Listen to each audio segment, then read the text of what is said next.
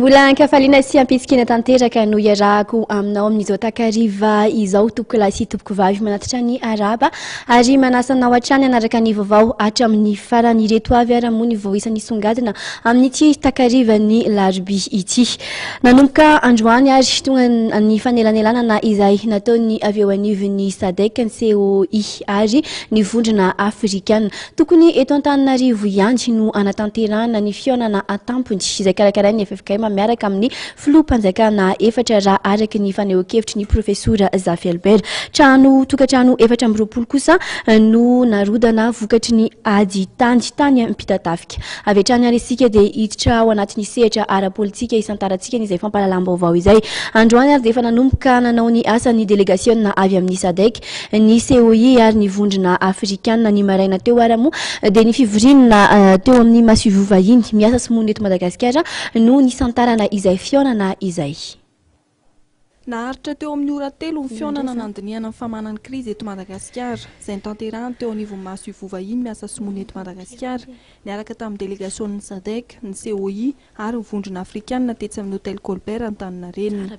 Anisan'ny nanatrika amin'ny fivoriana ny avy amin'ny masoivoho Rosianina, Amerikanina, Frantsay ary ny avy amin'ny vondrona Europeanina. Saiko teto am-pivoahana dia tsy misy faneho-kevitra nataon'ireto diplomaty ireto.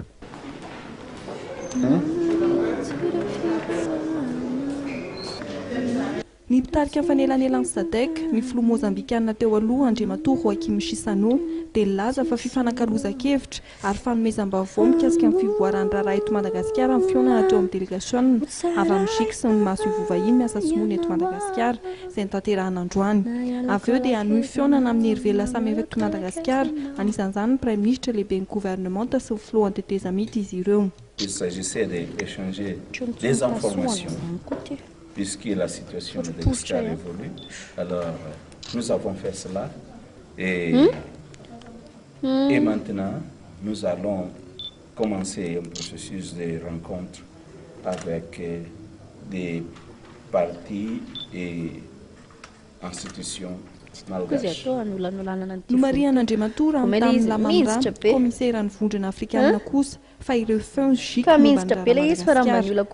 tapana nandritra fivoriana izay nitanterahana tany Addis Abeba hoy izy ny hevitra ho vondrona iraisam-pirenena.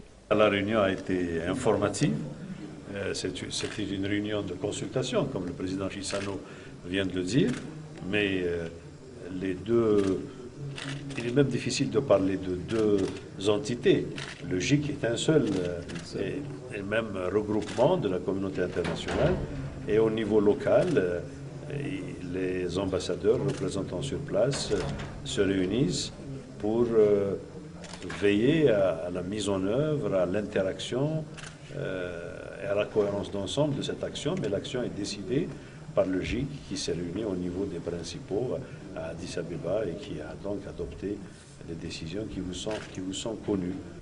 Ny sabotsy ho avy izao dia mbola isan'ny fivoriana faharoa ataon'ny delegasion'ny SIC sy ny masoivoho vahiny miasa eto Madagasikara. Fotoana izay nambaran'Andriamatoa tamin'ny lamamra anaovana tombanezaka ahafahan'ny SIC eto toerana manohy ny dingana ahafahana manatanteraka ny fehi-kevitra tapaka tany Addis Abeba.